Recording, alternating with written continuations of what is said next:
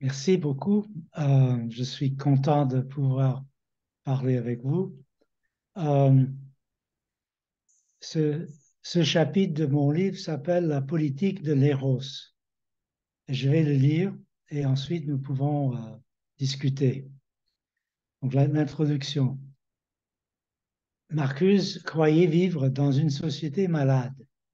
Il aurait certainement souscrit à l'observation de Freud, je cite, ne sommes-nous pas justifiés à poser la diagnostic que, sous l'influence des pulsions culturelles, certaines civilisations ou certaines époques de la civilisation, peut-être l'humanité tout entière, sont devenues névrotiques. Fin de citation. Ça, c'est Freud. Marcuse a communiqué ce diagnostic de deux manières. De deux manières.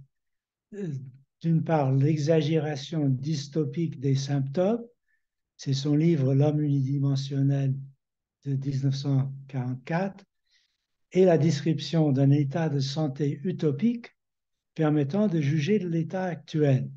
C'est son livre Héros et civilisation, publié en 1965. La synthèse de Marx et de Freud réalisée par Marcuse dans ce dernier livre est la version la plus célèbre et la plus influente du freudo-marxisme. Des versions antérieures dans les travaux de Wilhelm Reich et Erich Fromm ont suggéré le potentiel de la synthèse, mais Marcuse l'a poussé plus loin en l'incorporant dans une théorie marxiste plus sophistiquée. De même que Marx a élargi le concept de politique à l'économie, Marcuse l'élargit à la dimension psychique explorée par Freud. Ce deuxième élargissement est une réponse à l'échec de la Révolution, à l'absence de ces facteurs subjectifs que les marxistes attendaient avec impatience dans la période précédant la Première Guerre mondiale. Marcuse essaie d'expliquer les conditions psychologiques de cet échec et par conséquent d'une transformation radicale de la civilisation. Il ne s'agit pas de prédire l'utopie, mais, comme l'écrit Frederick Jameson, d'examiner, je cite, les conditions de possibilité d'une société dont l'agression aura été éliminée et dans laquelle un travail libidinal satisfaisant sera concevable. Fin de citation. Dans l'interprétation de Marcuse, la théorie de l'instinct freudien devient une théorie sociale et une ontologie. Cela implique des reconstructions assez osées. Il introduit des considérations historiques marxistes dans la relation entre ce que Freud appelle l'éros éternel et son adversaire tout aussi immortel, Thanatos. Et Marcuse conçoit une ontologie novatrice, une théorie de l'être à partir de la psychologie freudienne. Cette dernière opération est à la fois compliquée et obscure. Elle pose les pulsions fondamentales comme des aspects de la réalité et pas seulement de la psyché. Doit-on penser qu'il retombe dans la métaphysique à l'ancienne? On se le demande. Mais une interprétation charitable peut s'appuyer sur sa formation en phénoménologie.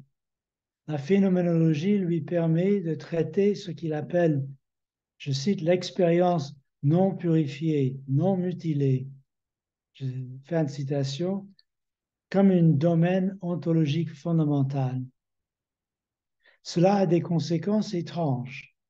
Toutes sortes de notions incompatibles avec la vision naturaliste du monde sont pensables dans le domaine de l'expérience. Par exemple, le pouvoir ontologique du travail, la libération de la nature et une théorie métapsychologique de l'être basée sur la théorie de l'instinct de Freud. Cette démarche contredit le naturalisme de Freud mais parce qu'il a rejeté la phénoménologie après 1932, Marcuse ne peut pas expliquer les hypothèses qui sous-tendent sa propre ontologie expérientielle. En conséquence, la plupart des commentateurs de son freudo-marxisme se concentrent sur les implications politiques et sa psychologie sociale et ignorent ou rejettent son ontologie inhabituelle. Dans la section suivante, j'expliquerai le contexte et la synthèse des philosophies de l'histoire de Marx et de Freud faites par Marcuse. Freud et Marcuse se sont tous les deux opposés au grand récit du progrès des Lumières. Mais le récit alternatif on ne peut pas plus différent. On ne peut plus différent. Freud affirme qu'il existe deux pulsions fondamentales, un instinct de vie et un instinct de mort, Eros et Thanatos. Eros aspire à créer de plus grandes unités à partir des fragments du monde social. Thanatos veut retourner à la matière inorganique. La sexualité est un aspect de l'éros, mais l'éros englobe bien d'autres choses, essentiellement toutes les pulsions vitales de l'être humain.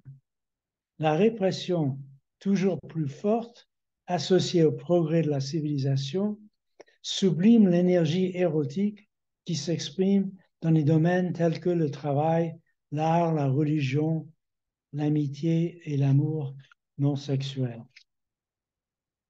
Eros et Thanatos interagissent dans la psyché freudienne. Eros s'efforce de maîtriser Thanatos afin de l'utiliser ses énergies destructrices pour la vie. Mais au fur et à mesure que la technologie se développe, la compétition entre Eros et Thanatos pour le contrôle de la psyché devient de plus en plus dangereuse. La vue de Freud sur l'histoire est donc apocalyptique et contraste avec l'optimisme libéral hérité des Lumières. Mais selon Marcuse, son naturalisme lui a fait négliger les implications les plus radicales de sa propre théorie. Marx affirme que le capitalisme est la dernière société de classe, bientôt remplacée par une nouvelle forme d'organisation sociale basée sur la coopération, comme dans les sociétés primitives, mais à un niveau élevé de développement individuel. La condition de cette issue est l'enrichissement de la société par le capitalisme lui-même. Le modèle de progrès de Marx est dialectique. À la coopération sans individualité succède l'individualité sans coopération et enfin le Aufhebung, le communisme combine les vertus des deux formes de vie antérieures dans une société fondée sur l'individualité coopérative. Comment peut-on les réconcilier et pourquoi quelqu'un essaierait même de réconcilier des perspectives aussi différentes? La réponse à cette dernière question se trouve dans la situation particulière de la théorie marxiste au lendemain de la Première Guerre mondiale. Les grands partis socialistes de la Deuxième Internationale ont soutenu la mobilisation pour la guerre, sauf en Russie. La révolution que Marx avait prédit ne s'est pas produite dans le riche Occident capitaliste, mais dans le pays le plus arriéré de l'Europe. Marcuse cherche une explication. Il ne peut plus nier le fossé béant entre le prolétariat existant et l'agent idéal de la révolution postulé par la théorie. Comment expliquer cet état de fait? Les marxistes avaient supposé que, malgré sa pauvreté et son manque d'éducation, la classe ouvrière serait capable de comprendre sa situation et de réagir en conséquence. Cette hypothèse était dérivée de la vieille histoire libérale du progrès, modifiée par l'introduction d'une rupture révolutionnaire. Mais en réalité, la rationalité croissante prévue par Marx a été dépassée par un enthousiasme irrationnel pour la violence contre des ennemis imaginaires. La nation l'emporte sur la classe. Il est clair, comme le soutenait Freud, qu'une explication psychologique s'imposait, mais son explication fermait l'avenir et ne laissait que peu de raisons d'espérer. Greffer les idées de Freud sur le marxisme nécessiterait une opération chirurgicale majeure. Rappelons que chez Freud, la recherche du plaisir chez le nourrisson est modifiée par la rencontre avec une réalité inflexible. L'énergie libidinale est inhibée et un moi capable de s'adapter à cette réalité se construit. Chez l'adulte, le principe de plaisir est subordonné au principe de réalité. C'est ce que signifie pour la psyché humaine de s'adapter à la réalité comme condition de possibilité de la civilisation. Mais Marcuse pose la question suivante. Qu'est-ce que la réalité? Est-elle essentiellement la même à tout moment? Non, elle ne l'est pas, selon la théorie marxiste. La réalité à laquelle l'ego doit s'adapter est radicalement différente pour la société de classe par rapport au communisme primitif et à une future société communiste. Freud ignorait ces discontinuités dans la substance du réel. Bien sûr, il était conscient du progrès matériel, mais il n'a pas vu qu'un changement qualitatif dans le pouvoir de la technologie a transformé la relation entre le principe de plaisir et le principe de réalité. Les différences de niveau de développement économique correspondent à des structures psychiques différentes et pas seulement à des degrés de répression. L'historisation du principe de réalité de Freud est la clé de la synthèse de Marcuse. Marcuse est d'accord avec Freud pour dire que la civilisation exige la répression. La question est de savoir dans quelle mesure. La réponse dépend du degré de rareté. Dans des sociétés de classe pauvre, la plupart des individus doivent restreindre leurs désirs parce que les moyens de les satisfaire font défaut. Le capitalisme avancé a produit une telle pléthore de biens que la rareté absolue n'est plus la raison première de la répression. Au lieu de cela, une pénurie relative produite par l'organisation sociale impose des structures répressives longtemps après que l'augmentation de la productivité du travail les a rendus technologiquement obsolètes. Marcuse distingue donc ce qu'il appelle le principe de performance du principe de réalité de Freud.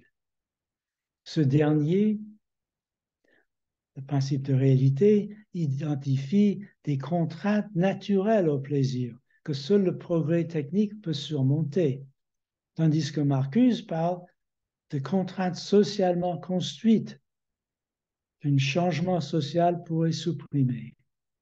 Le principe de performance ajuste les individus aux raretés artificielles créées par le capitalisme avancé.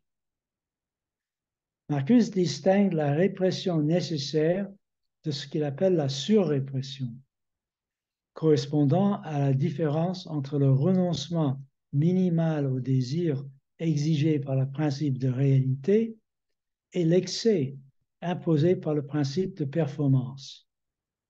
L'excès de répression pourrait être réduit dans une autre organisation de la société sans menacer la survie de la civilisation. La révolution peut maintenant être reconceptualisée en termes freudiens comme la fin de surrépression et du principe de performance qui lui est associé. Ce nouveau concept de révolution nécessite une étude plus approfondie de la psyché sous le capitalisme et son avenir possible sous le socialisme. Je passe maintenant à une section qui s'appelle les transformations. Il est important d'éviter une réduction simpliste de la notion d'éros de Marcuse à une sorte de bouillie orgasmique. C'est l'erreur de nombreux critiques conservateurs pour qui son freudo-marxisme signifie une régression. En fait, il introduit dans le domaine des structures de la personnalité le modèle de développement dialectique de la philosophie de l'histoire de Marx. Il n'y a pas de retour à l'enfance, mais plutôt une récapitulation de certains aspects positifs du premier stade de développement au niveau de la personnalité adulte civilisée.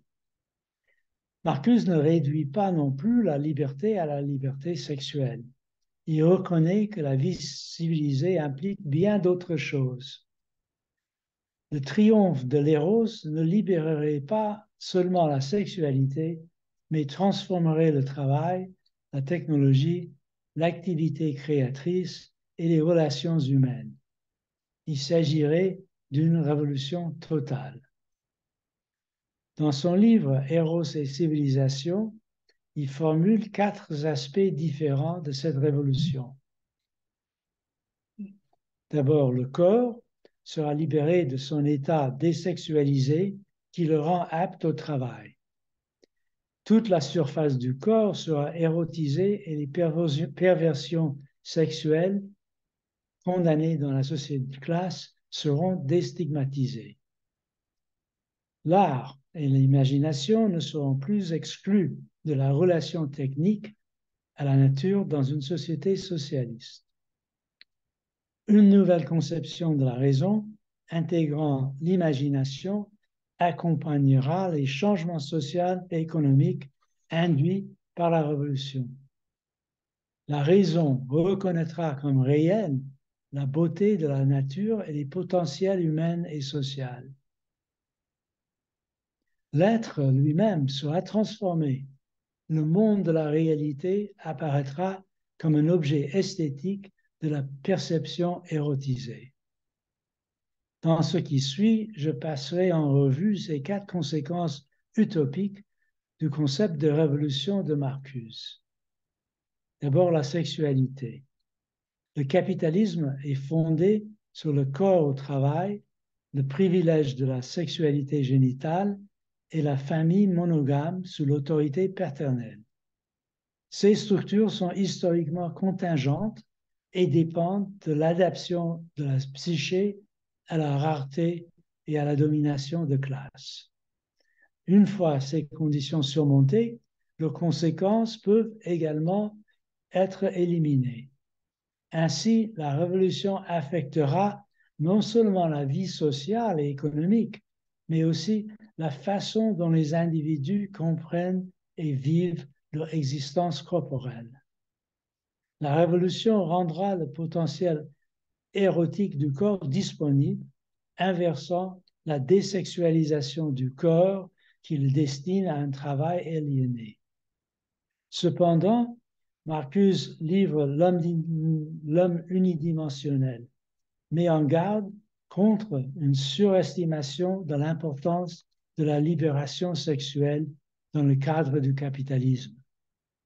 Après la Deuxième Guerre mondiale, on est passé d'une société qui valorise le travail et le renoncement à une société de consommation qui aime dépenser tout en libérant la sexualité dans une certaine mesure des liens de l'ancienne morale.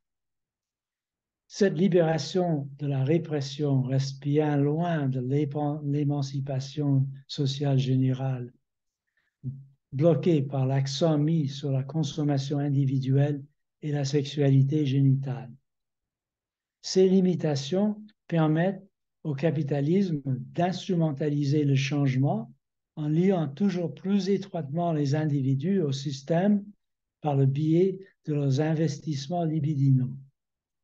Marcuse appelle cela la désublimation répressive, le retour partiel de l'énergie libidinale à ses voies normaux de satisfaction dans des conditions qui stabilisent la société existante. Next, c'est l'esthétique. L'esthétique offre, je cite, une synthèse, un ressemblage des morceaux et des fragments que l'on peut trouver dans l'humanité et la nature déformée. Ce matériel recueilli est devenu le domaine de l'imagination. Il a été sanctionné par les sociétés répressives dans l'art. Fin de citation. L'art est enraciné dans l'éros. Il présente des objets sensuels sur leur forme idéale, dépouillés des caractéristiques contingentes qui contredisent leur essence. Marcuse affirme que la rationalité dans une société non répressive ne sera plus confinée à l'ajustement et à la survie, mais peut réaliser une forme esthétique dans la réalité. Cela devient un thème central dans sa projection d'une science et d'une technologie reconstruite sous le socialisme. Dans son livre Eros et civilisation, ce qu'il appelle la dimension esthétique est symbolisée dans le texte par deux figures mythiques, Orphée et Narcisse. Je cite, l'éros orphique et narcissique éveille et libère des potentiels qui sont réels, des potentialités qui sont réelles, mais supprimées dans la réalité non érotique. L'opposition entre l'homme et la nature, le sujet et l'objet est surmontée.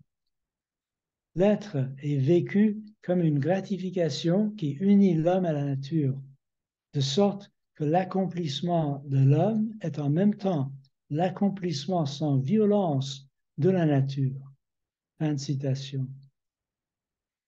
Marcuse est revenu sur cette idée en 1969 dans son livre Vers la libération. Selon lui, la nouvelle gauche ne préconisait pas simplement des politiques alternatives, mais préfigurait un autre rapport existentiel au monde. Ce qu'il appelle une Lebenswelt esthétique, ou le monde de la vie, le monde de la subjectivité esthétique, privilégiant l'éros, apparaît comme une alternative critique à une réalité répressive. Dans les manuscrits de 1944, Marx introduit également des considérations esthétiques dans la base technologique, écrivant que, contrairement aux animaux, dont la relation à la nature est entièrement déterminée par des besoins, je cite, l'homme construit aussi en accord avec les lois de la beauté. Fin de citation. Ça, c'est Marx. Hein? Marcuse n'attendait pas de la nouvelle gauche qu'elle fasse la révolution, mais le considérait plutôt comme la preuve vivante de la possibilité d'un monde obéissant aux lois de la beauté plutôt qu'à celles du profit. Maintenant, la rationalité. La transformation du concept de rationalité est liée au rôle cognitif de la fantaisie et de l'imagination. Dans la société de classe, la fantaisie est associée à la sexualité perverse et à l'art. D'un point de vue freudien, ces deux expressions de l'éros se situent en dehors de la réalité en tant qu'objet d'ajustement. Le moi doit discipliner la fantaisie afin de rester en contact avec les conditions de survie. Dans ces conditions, la fantaisie a été dépouillée du concept de raison, exilée dans le domaine de la pure possibilité. Marcuse affirme que l'abolition de la rareté ouvre la raison à tout le contenu de l'expérience. Avec la réduction de la répression, il est possible de réunir les facultés et d'instituer un nouveau concept de raison qui incorpore la fantaisie et, avec elle, les possibilités précédemment exclues par une raison orientée vers la survie. La défense de l'imagination par Marcuse n'est donc pas un rejet de la rationalité, mais plutôt la projection d'une nouvelle forme de rationalité libidinale qui n'est plus liée au principe de performance. Il dit, L'éros redéfinit la raison dans ses propres termes. Ainsi redéfinie, la raison dépasse les faits empiriques pour révéler une réalité érotique, une réalité qui contient des potentialités en attente de réalisation. Il s'agirait d'une forme de rationalité moins agressive et destructrice, mais une forme de rationalité quand même. La saisie imaginative des potentialités n'est pas arbitraire, mais répond à la nature de la vie. La vie a une direction de développement et s'épanouit là où elle peut réaliser ses potentialités. La raison construit des potentialités sociales à partir des indications qu'elle trouve parmi les faits donnés qui signalent une telle direction de développement. Cela ne pose pas de problème dans le cas de la biologie, où les critères tels que la santé ou la maturation permettent une sélection objective des faits, soutenant un concept de potentialité. Le cas social est plus compliqué. Qu'est-ce qui constitue une potentialité démocratique, d'éducation, de communication, de vie familiale? La réponse dépend à nouveau du concept de développement. Mais quels en sont les critères? La notion d'affirmation de la vie est trop vague pour trancher des controverses difficiles. Marcuse propose que la philosophie et l'art puissent fournir des orientations. Mais en fin de compte, ils ne produisent pas de consensus comme le fait la biologie. C'est pourquoi, selon Marcuse, le dernier mot sur la potentialité sociale doit être laissé à la lutte politique et au débat démocratique. Maintenant, l'être. Notre sens commun nous dit que la réalité est une somme de faits, des choses que nous percevons dans le monde dans leur réalité indépendante. Nous ne considérons pas notre attitude à l'égard de ces choses comme un aspect de leur être, mais nous l'attribuons à l'état de notre psyché. Une fois de plus, Marcuse rejette le sens commun. De même qu'il ontologise la théorie sociale de Marx, il affirme, je cite, qu'il semble permis de donner à la conception de Freud une signification ontologique générale. Fin de citation. Le point de vue de sens commun laisse de côté une grande partie du contenu de l'expérience, y compris les corrélats objectifs des catégories freudiennes d'éros et de thanatos. Selon Marcuse, il ne s'agit pas simplement de pulsions subjectives, mais d'aspects de l'être lui-même. L'accent mis sur le rôle ontologique de l'expérience semble dissoudre la réalité dans la conscience. Freud aurait objecté que la conscience n'a pas ce privilège de définir la rationalité, la nature de la réalité. Au contraire, la réalité, telle qu'elle est définie par la science naturelle, est indifférente à l'humanité. Marcuse suit la démonstration de Husserl, selon laquelle la structure et les concepts des sciences naturelles sont fondés sur le Lebenswelt, le monde de la vie. La science est fondée sur quelque chose de plus fondamental et ne peut donc pas définir l'être. Ce n'est pas la réalité qui se dissout dans la conscience, mais la conscience qui a toujours été déjà présent dans ce que nous utilisons pour la réalité, dans les catégories qui définissent le monde tel que la science le comprend. Il est donc erroné de considérer tous les aspects de l'expérience exclus par les sciences naturelles comme de simples illusions. Si la réalité physique est imbriquée dans la subjectivité, elle ne peut pas transcender le monde historique. L'être est en jeu dans l'histoire. Marcus conclut, je cite, les deux couches ou aspects de l'objectivité physique et historique sont liés de telle manière qu'ils ne peuvent pas être isolés l'un de l'autre. L'aspect historique ne peut jamais être éliminé si radicalement qu'il ne reste que la couche physique absolue. Fin de citation. Sur cette base, il introduit une notion historisée des pulsions biologiques dans le monde de la vie. Et il dit « Eros transforme l'être ». Marcus développe cette idée en termes de théorie du narcissisme primaire de Freud. Mais il va plus loin que Freud en impliquant l'être lui-même dans le fonctionnement des pulsions instinctives. L'expérience du nourrisson commence par, dit Marcus, englober l'environnement, intégrant l'ego narcissique au monde objectif. Fin de citation.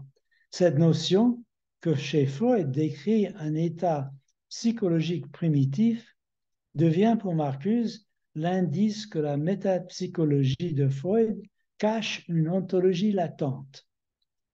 Et je cite, Eros révèle le monde dans sa beauté comme étant essentiellement corrélé au désir humain.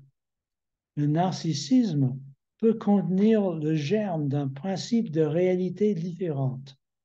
La catexis libidinale du moi peut devenir la source et le réservoir d'une nouvelle catexis libidinale du monde objectif, transformant ce monde en un nouveau mode d'être qui unit l'homme à la nature de telle sorte que l'accomplissement de l'homme soit en même temps l'accomplissement sans violence de la nature. Fin de citation. Eros entre désormais dans le monde en tant que principe structurant de la réalité et non plus simplement de la psyché. Et il en va de même pour Thanatos. Habermas affirme que cette interprétation inhabituelle de la théorie de l'instinct est basée sur l'ontologie heideggerienne. Outre le concept d'être au monde de Heidegger, il existe également un lien possible avec la catégorie de Befindlichkeit, qui désigne des dispositions en tant que mode d'ouverture au réel.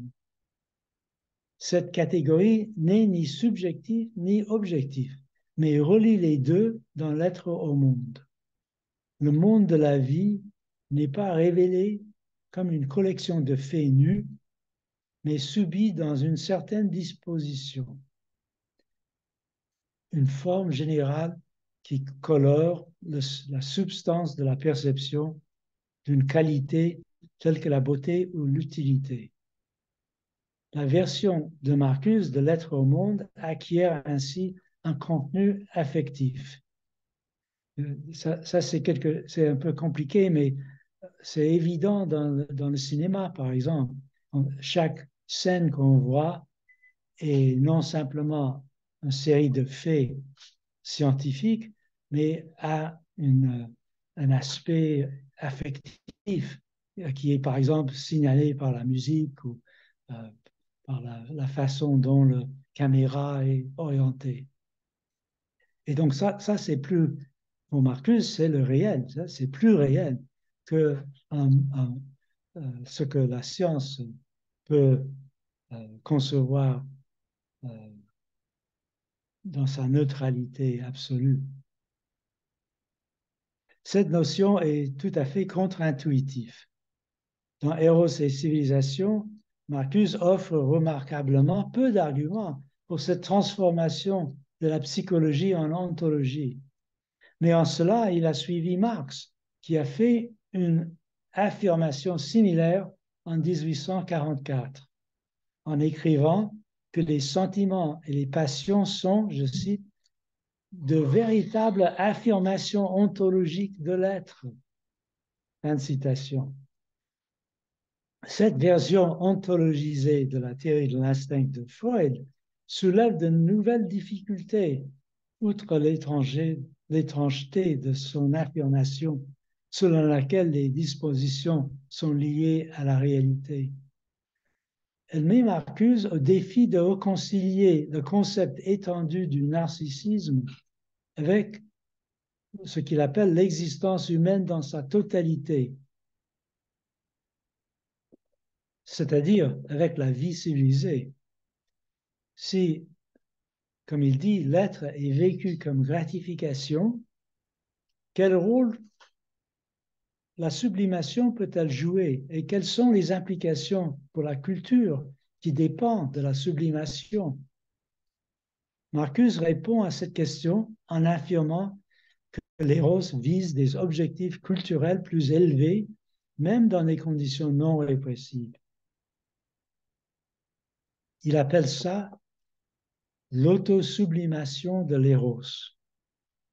Qu'il s'agit ou non d'une interprétation correcte de Freud, il a besoin d'un tel concept pour défendre ce qu'il appelle un mode non répressif de sublimation qui résulte d'une extension plutôt qu'une déviation contraignante de la libido.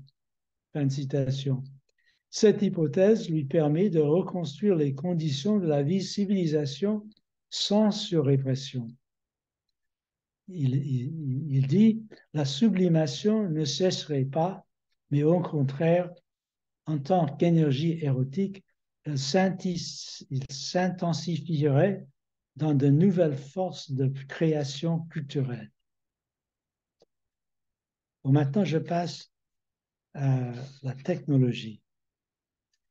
Bien que Marcuse ne décrive pas d'objet de la pulsion de mort correspondant au rôle que joue la beauté en tant qu'objet de l'instinct de vie, la dévastation en ferait certainement partie. Mais il existe une corrélation plus surprenante suggérée par l'idée que la technologie répond à l'instinct de destruction. La technologie est une expression de l'instinct de mort qui gagne en force dans une société basée sur la compétition. Marcuse fait appel à Freud pour expliquer le mode d'existence des sujets de l'agression et de la violence technologique. Le contrôle instrumental est inséparable de Thanatos et doit être maîtrisé par un puissant engagement érotique pour servir l'épanouissement humain. Dans son livre Vers la libération, il affirme qu'une nouvelle sensibilité est apparue qui considère la nature comme un sujet doté de potentialités intrinsèques. Cette sensibilité exige une nouvelle relation instrumentale à la nature fondée sur l'esthétique.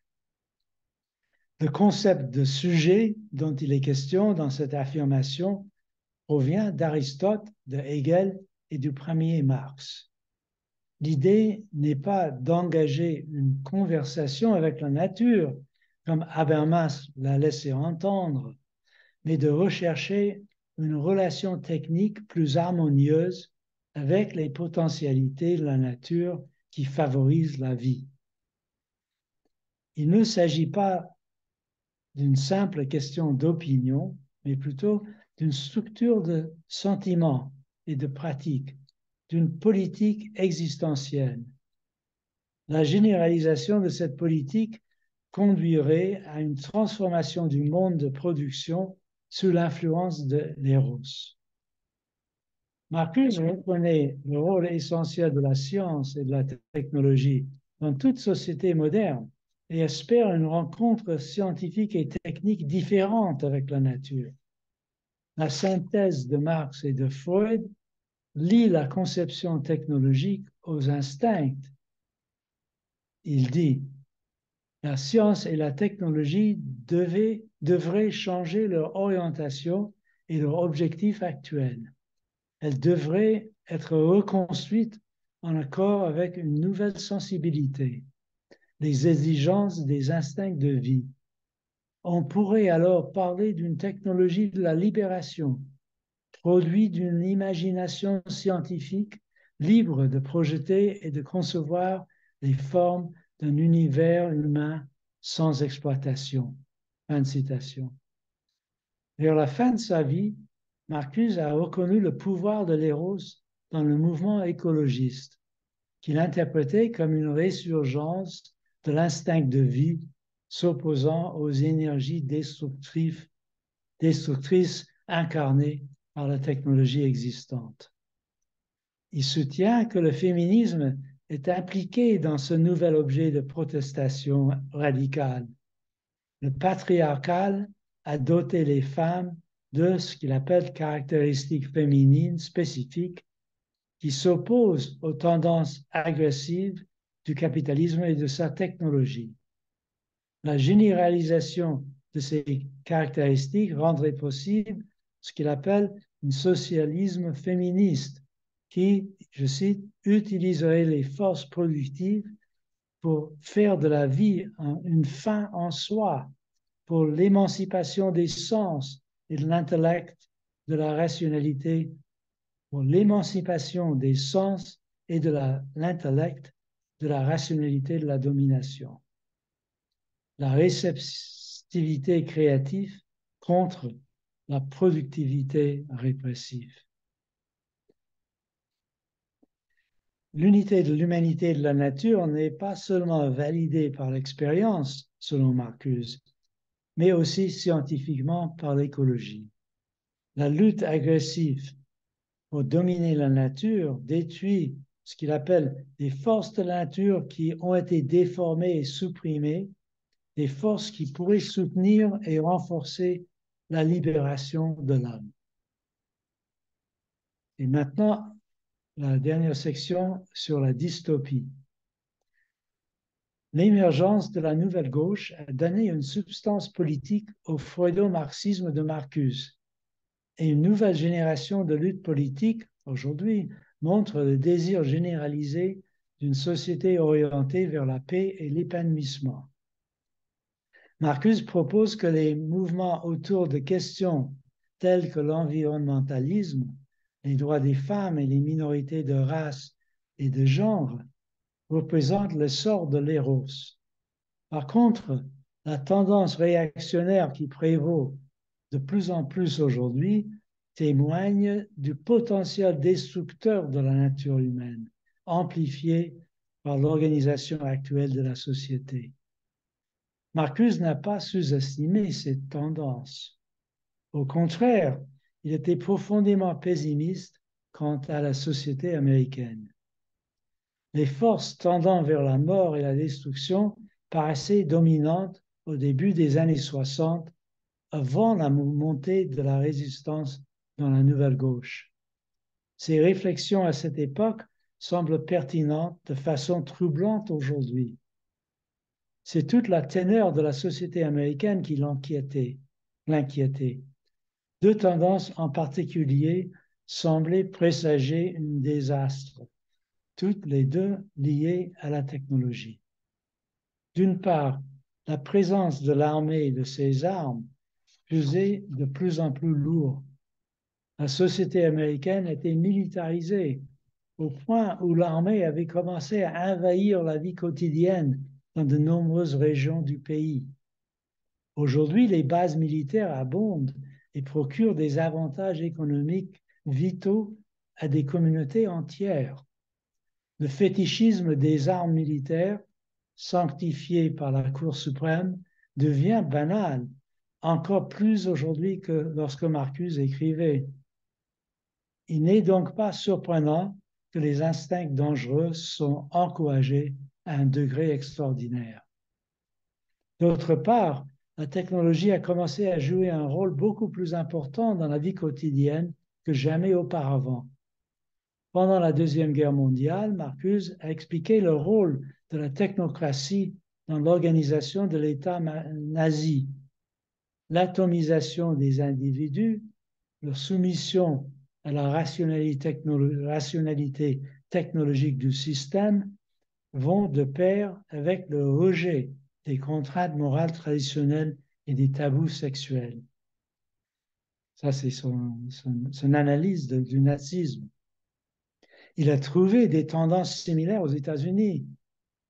Je cite, la nouvelle qualité est introduite par le transfert progressif du pouvoir de l'individu humain à l'appareil technique ou bureaucratique, du travail vivant au système mécanisé, du personnel à la télécommande, d'une machine, d'un groupe de machines, à un système mécanisé entier. Fin de citation.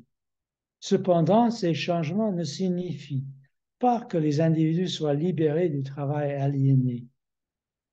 Je cite, la nouvelle hétéronomie dans le monde du travail n'est pas compensée par une nouvelle autonomie sur le monde.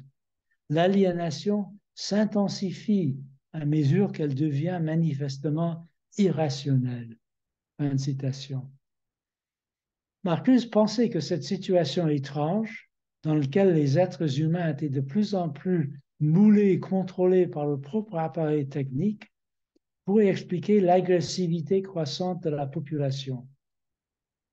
Un comportement agressif à la recherche d'un ennemi l'a trouvé au Vietnam et dans d'autres pays du tiers-monde jugés dangereux pour les objectifs de la politique étrangère américaine. Aujourd'hui, cette agressivité prolifère sous des formes beaucoup plus diffuses et affecte la vie quotidienne de manière inquiétante.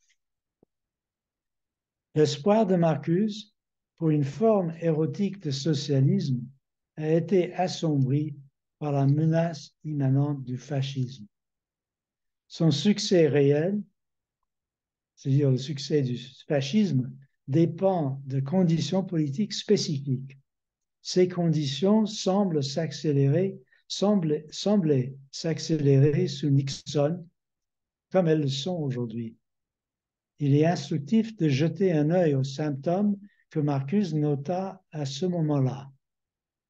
Marcuse a décrit 4 de ces symptômes qui semblaient le plus inquiétants aux États-Unis. Tout d'abord, la répression policière croissante, surtout visant la population noire. Aujourd'hui, elle est devenue un scandale symbolisé par Black Lives Matter.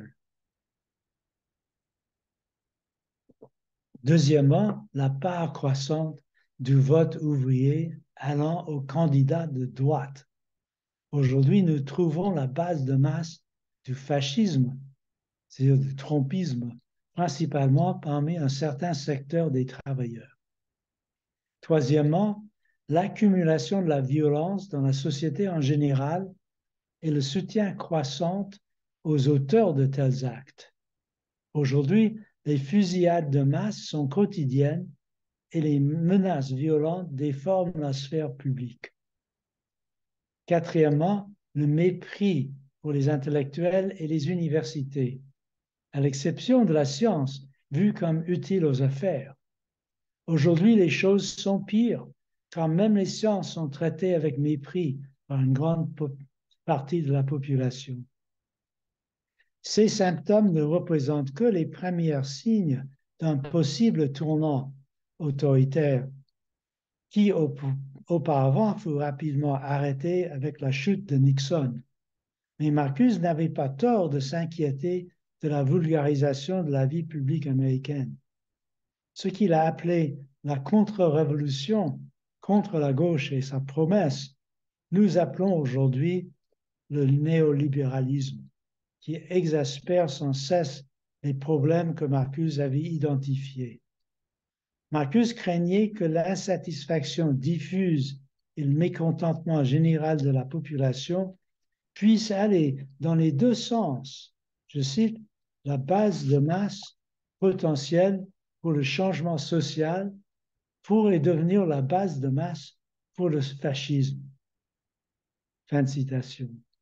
Nous pouvons vérifier sa prédiction tous les jours aux États-Unis et pas seulement là-bas. La vision pessimiste de Marcuse a été rejetée dans les décennies suivantes, alors que les théoriciens sociaux célébraient le succès du capitalisme mondial et l'échec du communisme. Tous les espoirs furent placés dans l'atténuation éventuelle des duretés du système. Au lieu de cela, la diagnostic de pathologie de masse de Freud semble plus juste que jamais, et la tentative de Marcuse de l'actualiser semble prémonitoire.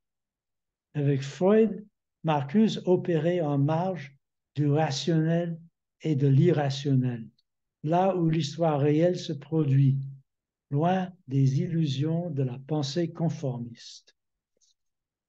Donc ça, c'est la fin. Et maintenant, c'est à vous de parler. Quelles étaient les critiques que Marcuse a reçues, philosophiques, disons, et euh, non pas forcément critiques, celles que vous avez évoquées à la fin, il y avait cet enthousiasme du capitalisme, etc., et l'espoir de la modération. Est-ce qu'il y avait des philosophes qui ont mis en cause radicalement ces positions? Bien sûr, il y Mhm. avait des polémiques contre Marcuse à l'époque. Euh, des philosophes euh, connus aux États-Unis, surtout, étaient très hostiles à parce que ce n'était pas simplement une question philosophique. Hein. Tout ça, c'était rattaché aux mouvements sociaux de l'époque.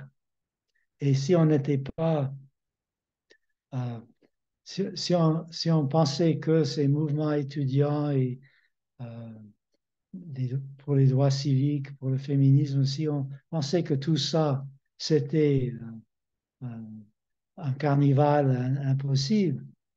Euh, alors là, Marcuse, qui était en faveur de tout ça, semblait disons, le-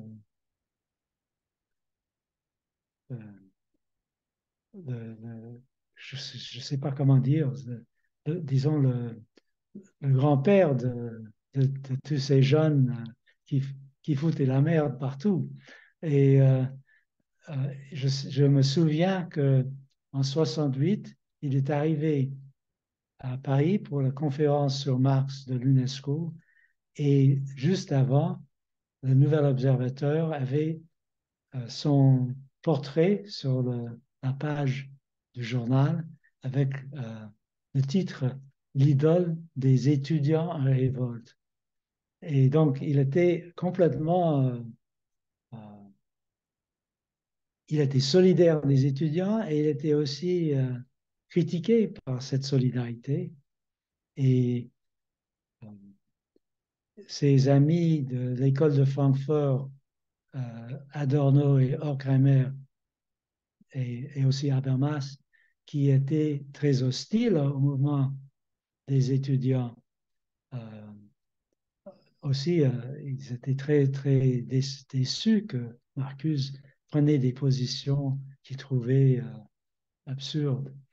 Donc, donc il y a toute une polémique là hein, de la droite, de la gauche, contre Marcuse. Les marxistes orthodoxes, tout le monde était contre, mais il a vendu 300 000 exemplaires de l'homme unidimensionnel dans le monde. Ah, ok, impressionnant. Parce que j'aimerais du coup vous poser davantage de questions sur sa place dans l'échiquier de l'école de Francfort. Mais là, je vois une question dans le chat, Jérôme.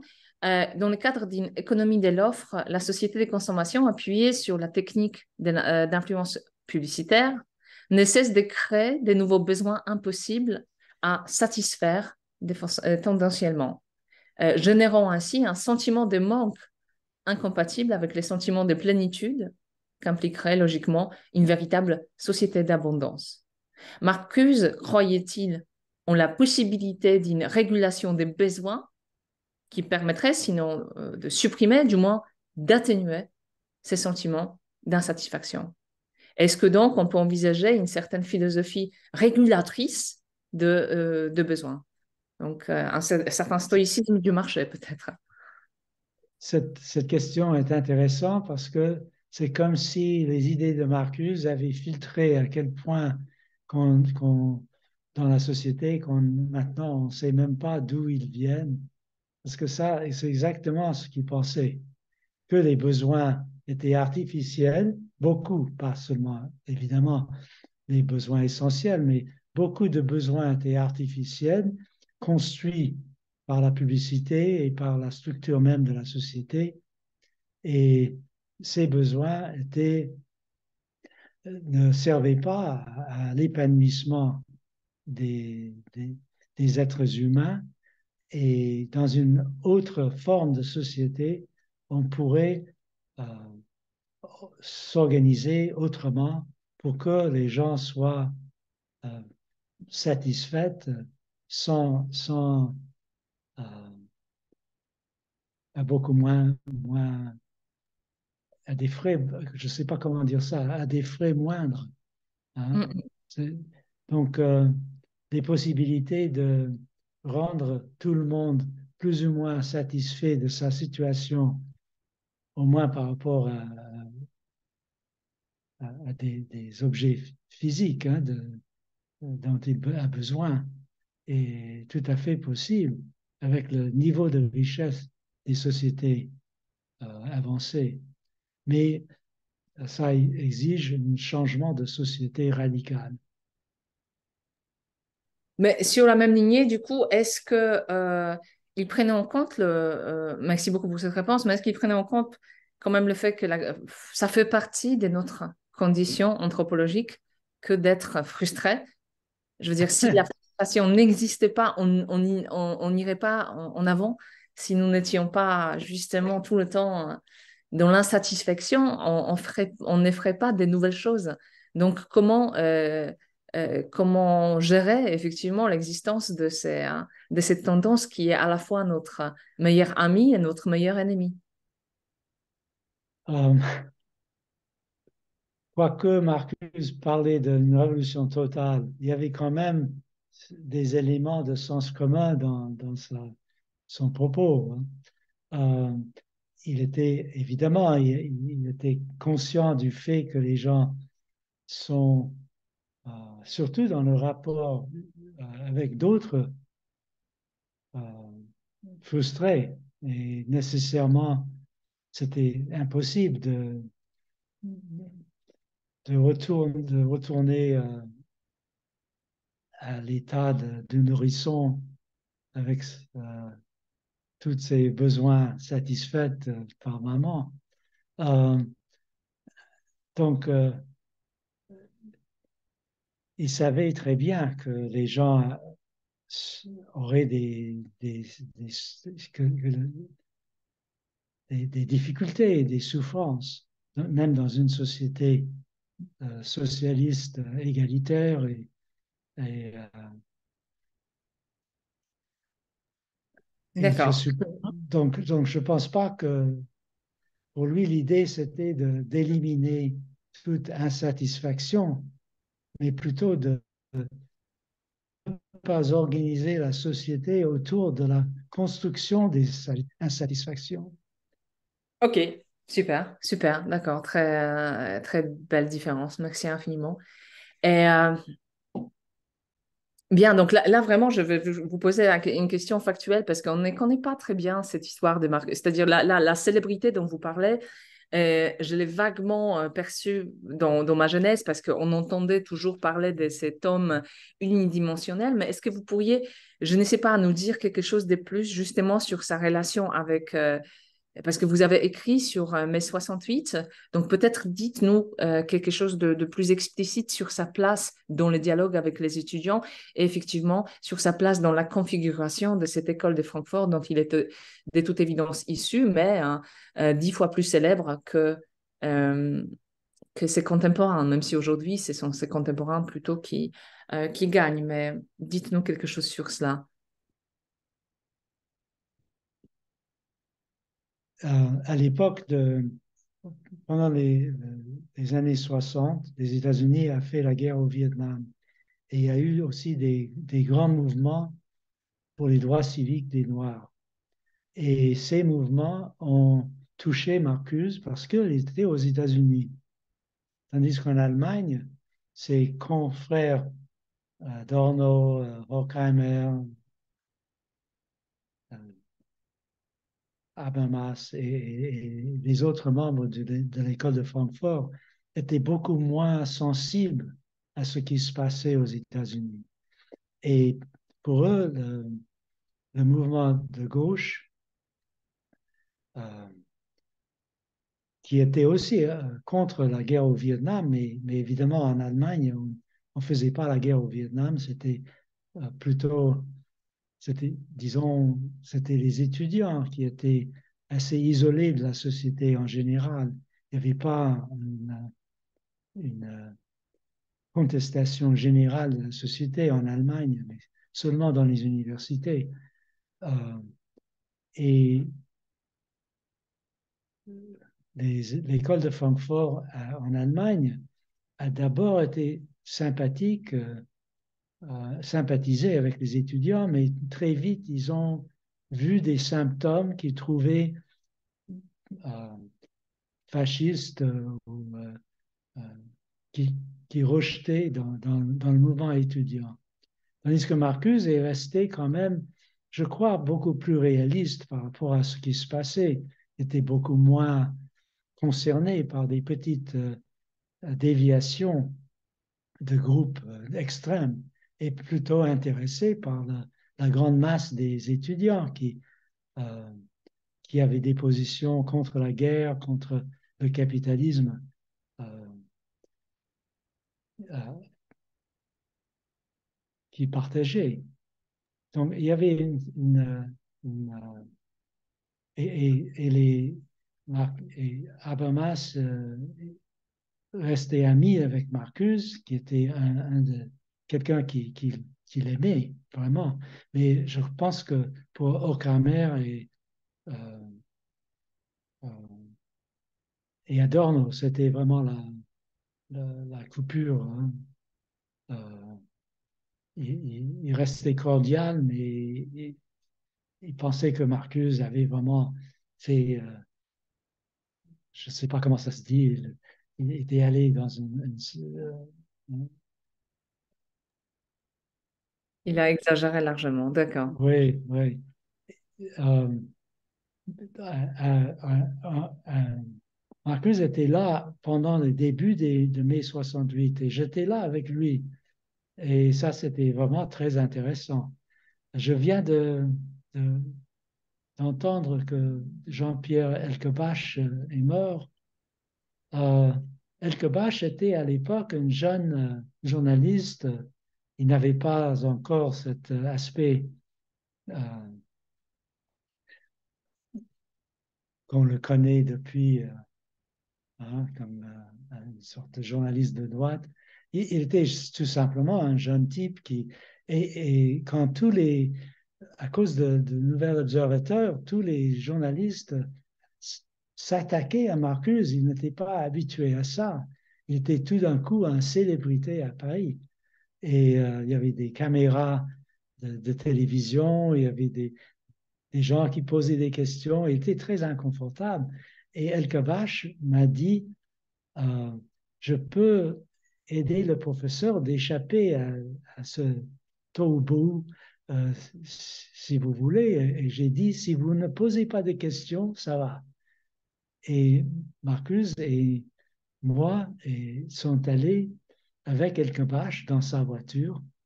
Et Elkebach a dit, où voulez-vous aller? Et Marcus a dit, au Lutetia. C'est là où le,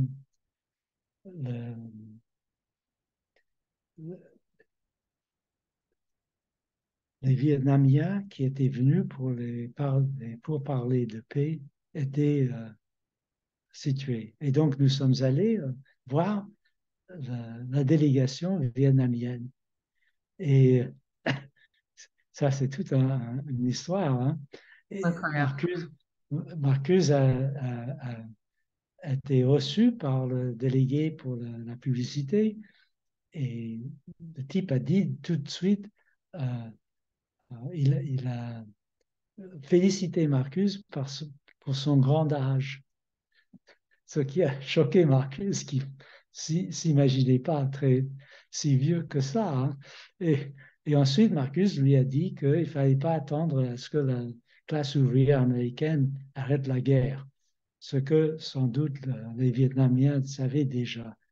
Déjà, il y avait des scènes de violence des travailleurs du bâtiment contre les manifestants contre la guerre au Vietnam aux États-Unis. Ensuite, nous sommes allés à son hôtel et les étudiants Beaux-Arts, de Beaux-Arts avaient pris d'assaut euh, leur école et ils ont reconnu Marcuse, là encore à cause de la publicité du Nouvel Observateur, et ils l'ont demandé de venir leur parler. Et Marcuse est entré dans la grande salle de l'école et leur a félicité d'avoir euh, fait résister à la société capitaliste. Et il y avait un grand discours qui n'a pas peut-être intéressé beaucoup les artistes qui étaient en train de faire du maoïsme à l'époque. Mais euh, Marcuse a eu d'autres rencontres avec des étudiants et finalement, il a dû partir. Il était parmi les derniers à quitter Paris avant que les aéroports étaient fermés. Ah, ok. Et là, vous êtes parti de nouveau avec lui? Vous l'avez accompagné dans son retour aux Non, États-Unis ou non, pas? je suis resté, j'étais étudiant à la Sorbonne Ah oui, d'accord. Hmm. et je suivais les cours de Derrida sur la pharmacie de Platon à l'époque. Et, euh, et non, je suis resté, j'ai couru dans les rues avec les étudiants euh, et j'ai eu beaucoup d'expériences extraordinaires que D'accord, j'ai d'où écrit. d'où le C'est livre. dans mon livre sur Mm, mm, mm. la poésie dans la rue. Je dois le lire, je ne le connais effectivement pas, celui-ci. Formidable. Donc ça, c'est vraiment une très belle histoire. Et lisons, jetons un coup d'œil sur votre livre, ça, c'est certain. Certainement quelque chose à quoi il faut revenir pour nous donner de l'espoir sur la possibilité de changer quelque chose. Mais vraiment, la toute dernière question avant de vous laisser, parce que je vous ai promis que nous allions nous arrêter à 11 heures, c'est ça, il est 11 heures à Vancouver, bientôt. Et ma question est celle de savoir quelle est votre position à vous vis-à-vis de cet héritage de freudo-marxisme, donc pas forcément vis-à-vis de la philosophie de Marcuse en général, mais vis-à-vis de cet héritage dans son intégralité et dans sa particularité marcusienne. Dites-nous. Il y a un aspect euh, pessimiste dans chez Freud, euh, un pessimisme qui se vérifie. Ce qui est important, je crois, chez Marcus, c'est pas seulement, c'est pas forcément les détails de sa décortication d'idéologie freudienne, et c'est l'acceptation du fait qu'il y a une violence profonde dans l'homme et qu'il faut organiser la société pour le contenir. Et ceci est vraiment très différent d'une, disons, il y a une sorte de réalisme qu'il nous faut quand même, il nous faut ce réalisme. Nous ne pouvons pas accepter par exemple, une conception purement textuelle ou libérale, euh, optimiste de la société, sur la société. Je ne sais pas si on peut faire entrer cette idée fondamentale dans un contexte idéologique aujourd'hui qui est complètement organisé autour d'idées contraires, hein, où le réel n'entre pas dans nos plans. Hein. Le réel est quelque chose qui est construit et qui n'a pas euh, Oui, mais ce que vous de, dites, de, mm, de- c'est juste que vous voyez classiquement la réponse à une sorte de naïveté d'un libéralisme. Il y a deux réponses. Donc, une réponse qui est une réponse marxiste contemporaine, évidemment pas du tout liée à Freud, mais marxiste contemporaine qui va dire que la violence dont vous parlez n'est pas du tout inhérente à l'homme, mais c'est une résultante effectivement des conditions dans lesquelles l'homme se trouve.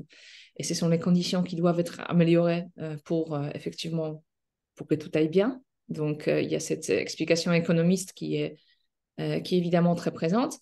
Et il y a quand même une autre explication, celle du néolibéralisme, qui va dans l'autre sens, c'est-à-dire qui est d'accord avec Freud dans son pessimisme, parce que le néolibéralisme euh, est né donc dans les années 30, 1930, idéologiquement.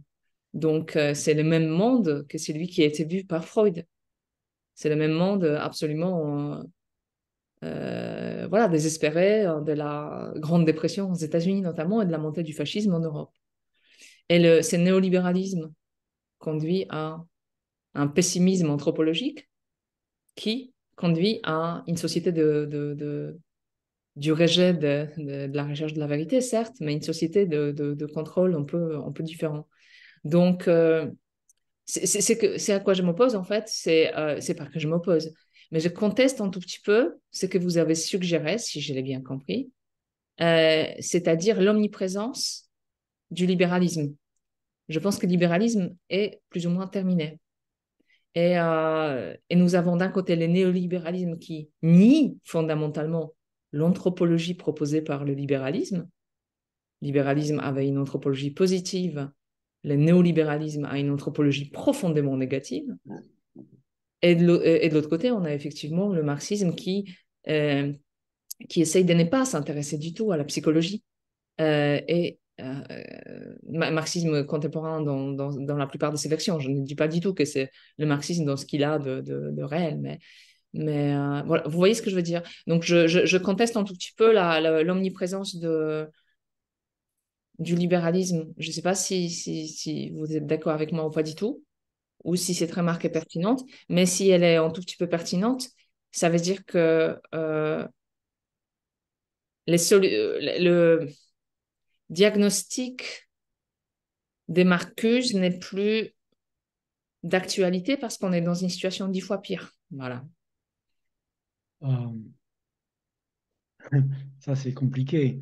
D'une part, c'est sûr que Marcuse, en tant que marxiste, croyait que la société pourrait être euh, organisée d'une façon qui réduirait la part de violence dans l'esprit humain. Mais il pensait que, avec Freud, qu'il y a une certaine euh, part d'agressivité et de violence qui fait partie de la nature humaine. Le problème, c'est pas que les gens sont, comme dit les néolibérales, que les gens sont de nature mauvaise et qu'il faut les contraindre. Euh, c'est que euh, il y a d'autres aspects de la nature humaine qui peuvent être favorisés par l'organisation sociale, qui peuvent contrôler et même rendre positif l'aspect agressif de la nature humaine. Euh, et donc, c'est une sorte de disons, complications, hein, d'aspects contraires et complémentaires qui doivent être euh, correctement corrélés dans une organisation sociale. L'organisation actuelle favorise la violence. Mm. D'accord. Et ça, c'est un problème qu'il faut. euh, et quand vous dites on a fini avec le L'optimisme libéral, je pense, ouais. oui, on a, mais le néolibéralisme n'est pas fini, hein, il continue d'organiser Bien sûr. le système.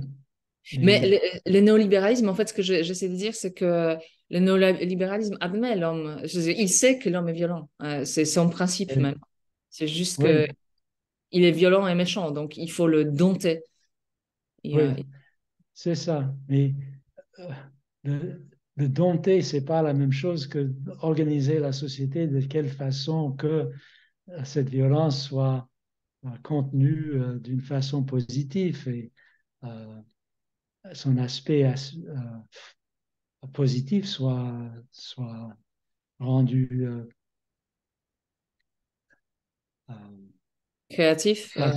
créatif, oui, fait partie d'une vie euh, acceptable. Bien sûr. Non, c'est le, le problème que nous avons aujourd'hui, ce n'est pas que le néolibéralisme est fini, c'est que il a créé des monstres et ces monstres sont plutôt sont évidents, par exemple aux États-Unis, beaucoup plus que peut-être en Europe, mais ils sont là en Europe aussi. Et je crains qu'ils deviennent très puissants, ces monstres, avec l'arrivée des, euh, des réfugiés. Mm, mm, mm, mm. Il y a dans le chat une remarque où on nous dit que le néolibéralisme pourrait être interprété peut-être comme un néo-darwinisme.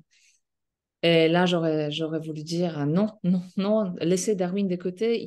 Darwin était quelqu'un de très, très bienveillant, gentil. Il était contre il était contre le darwinisme social. C'est vraiment.